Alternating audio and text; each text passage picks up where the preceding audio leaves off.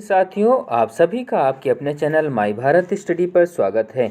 5 minute की दम की क्लास में जीके जीएस की आज 19 नंबर की क्लास है। आपने पिछली क्लास को नहीं देखा, जरूर देखिएगा, क्योंकि 5 मिनट में आपको इतना कुछ सीखने को मिल जाता है कि आप अपने पेपर में बहुत अच्छा प्रदर्शन कर सकते हैं।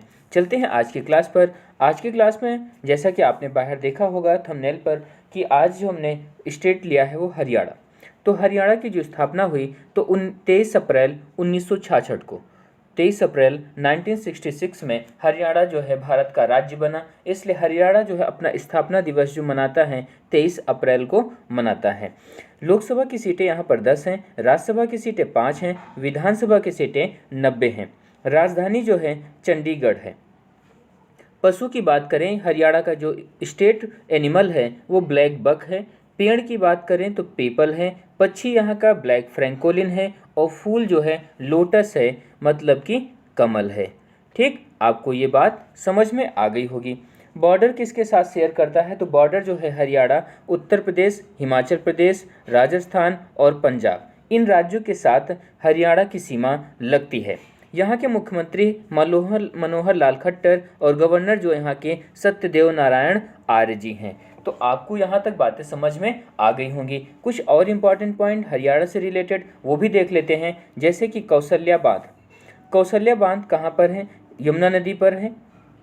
अनंगपुर डैम हरका नदी पर है। तेजवाला बैराज यमुना नदी पर है। और हथनी कुंड बैराज जो है यमुना नदी पर है। राष्ट्रीय पार्क की बात करें तो Kaleshwar national park, Sultanpur park, Bihar Shikargah wildlife sanctuary. तो ये कुछ इम्पॉर्टेंट पॉइंट जो हरियाणा के हैं, जो आपसे अक्सर एग्जाम में बनते हैं। तो इन बातों को हमें याद रखना है। और इसके अलावा हमने स्टेट के अलावा जो 50 मोस्ट इम्पॉर्टेंट इतिहास के क्वेश्चन लिए हैं उनकी बात कर लेते हैं। तो पूरी क्लास को देखिएगा, आपको बहुत चीज़ें मददगार होंगी आपके एग्जाम के लिए। पहला क्वेश्चन ये है कि अग्निकुंड के साक्ष्य हमें कहाँ से मिले? तो लोथल और कालीबंगा से मिले। लोथल कहाँ पर है? गुजरात में है।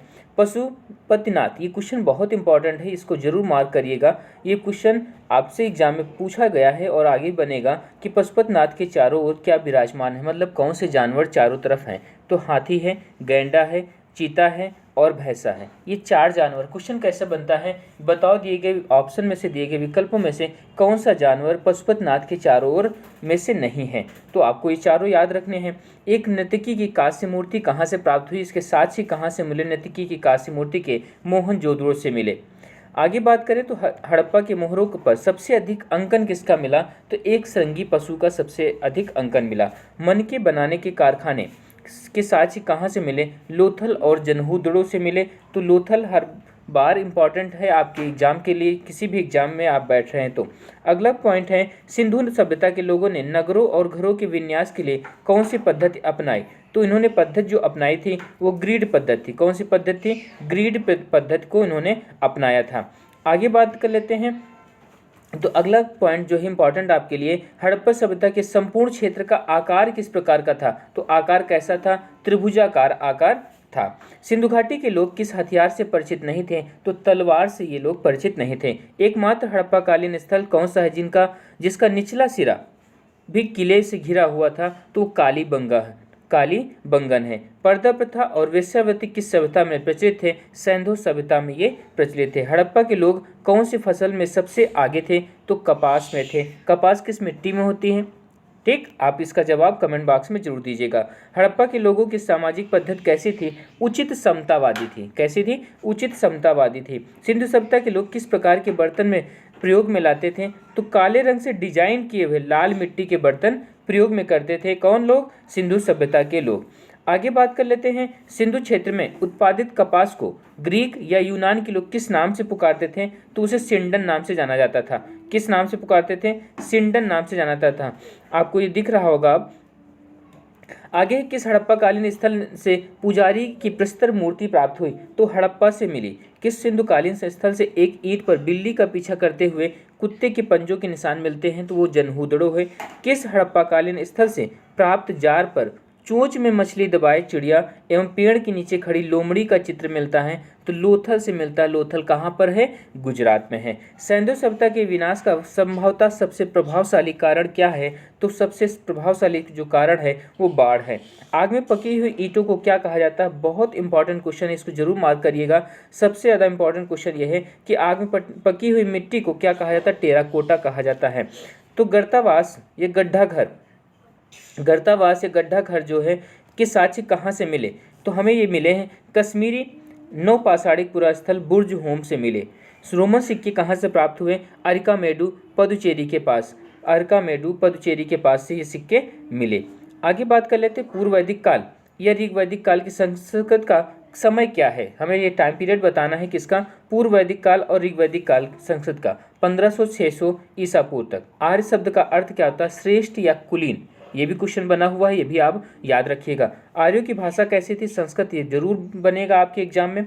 आर्यों का मुख्य व्यवसाय क्या था? पशुपालन और कृषि थी। आर्यों ने सबसे पहले किस धातु की खोज की? तो वो धातु थी लोहा। आर्य शब्द क्या इंगित करता था? आर्य जो है नृजाति समूह को इंगित करता, एक ग्रुप जो था नृजाति ग्रुप, उसको इंगित करता था। कौन? आर्य। वैदिक गणित का महत्वपूर्ण अंग क्या है? तो शूल्य सूत्र वैदिक गणित का महत्वपूर्ण अंग माना जाता है, पार्ट माना जाता है। वेदों का संकलन करता किसे माना जाता है? आपने सुना होगा वेदों को किसने संकलित किया? वेद व्यास ने। उनका नाम क्या है? महर्षि कृष्ण द्वैपायन।